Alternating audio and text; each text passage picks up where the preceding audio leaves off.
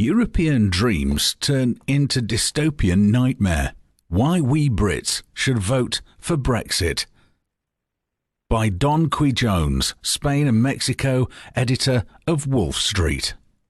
As a Europhile British expat who spent most of his adult life living on the continent, as we Brits are fond of calling the non-British part of Europe, it might seem rather odd to be encouraged by fellow Brits to vote to leave the European Union. Not so long ago, perhaps a decade or so, I believed that the interests of Britain would be best served if the country was a full-fledged member not only of the EU but of the Eurozone. I was wrong, but it was a different time, and I was a different, more innocent me. By the time the sovereign debt crisis hit Europe in 2010, the full extent of the EU's ambitions was clear: to slowly, almost imperceptibly weaken nation-state institutions to the point of total dependence on Brussels, and then have them supplanted with EU institutions. As I wrote in a 2014 article, it is the financial equivalent of death by 1,000 cuts.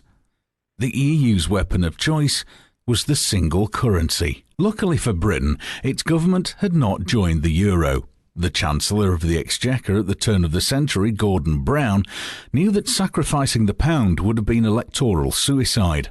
Preserving the national currency has provided the UK with some measure of economic independence and flexibility. For many other European countries, their economic independence and flexibility died the day they joined the euro.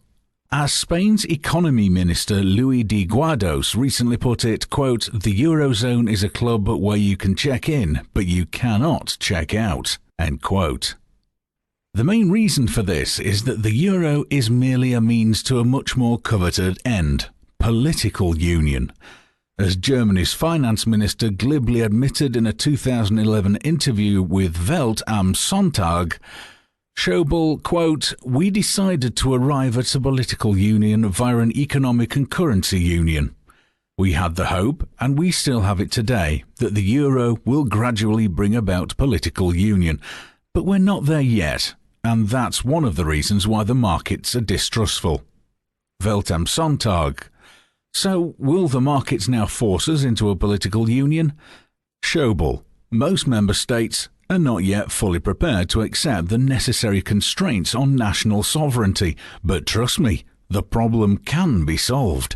End quote. As Schäuble promised, the constraints on national sovereignty in Europe have been severely tightened since 2011. European Banking Union became a reality last year, transferring supervisory authority over the banking systems of the Eurozone's 19 economies to the ECB, an institution with even less transparency and accountability than the European Commission. Now the EU is planning to use a brand new crisis to expand its powers: Europe's refugee crisis. As the Financial Times reported, Brussels is set to promise the creation of a standard European border force that could take control of the bloc's external frontiers, even if a government objected. If the plan is approved by EU states, Frontex's replacement will have a slew of new powers, including the ability to hire and control its own border guards and buy its own equipment. It will also be allowed to operate in non-EU countries, such as Serbia and Macedonia, which have become transit countries for people trying to reach Northern Europe if requested.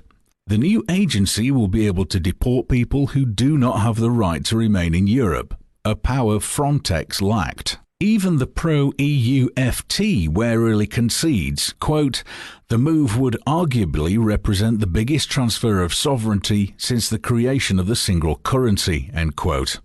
After all, controlling one's own borders is one of the core functions of a sovereign state.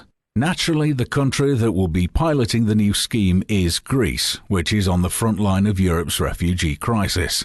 Once border agents from countries like Germany and Poland have been dispatched there, the project will no doubt be swiftly extended to all other EU states. Even non-EU countries, such as Serbia and Macedonia, could soon fall under the EU's protective umbrella, but only if requested.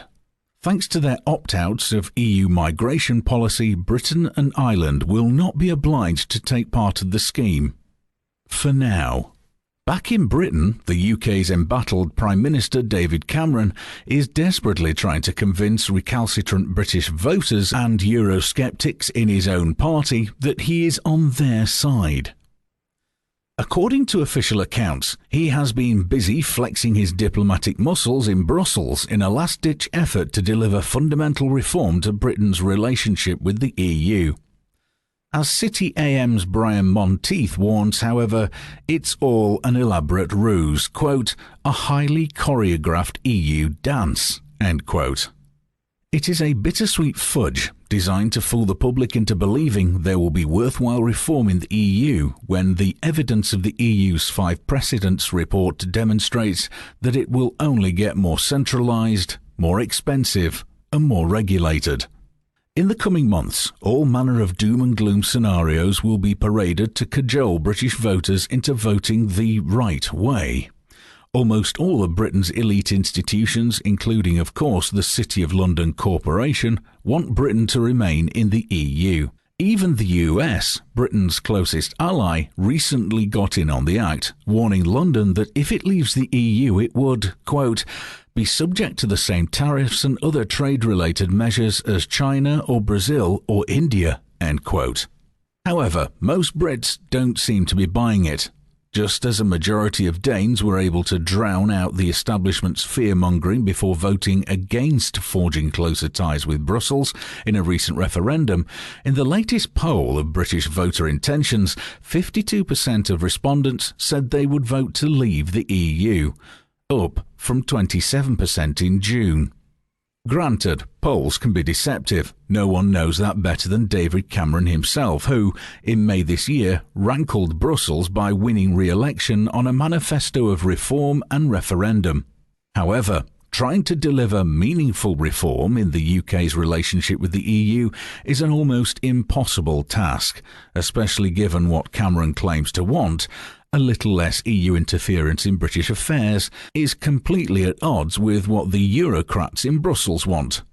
Ever-increasing EU interference in everyone's affairs. Since joining the common market in 1975, the people of Britain have been repeatedly told by Europhile politicians in Westminster and Eurocrats in Brussels that the European project represents no threat whatsoever to British sovereignty or democracy. By now, such claims have lost all credence. At this critical juncture of European history, it bears remembering that the EU is not Europe, and Europe is not the EU. The EU is primarily a political project run by an unelected elite with the so-called 5 precedents at the helm.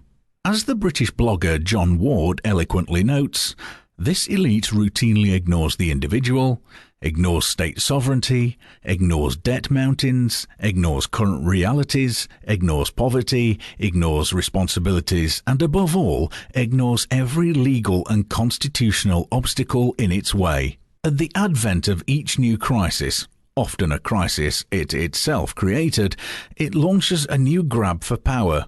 Customs union, monetary union, banking union, defence union, digital union, energy union, fiscal union, political union. There's no limit to Brussels' lust for power and control. In the coming year, the people of Britain will have a once-in-a-generation chance to elude its grasp, to preserve its sovereignty. As a Europhile British expat who once firmly believed in the European dream but now sees it for the dystopian nightmare it has become, I urge them not to waste it.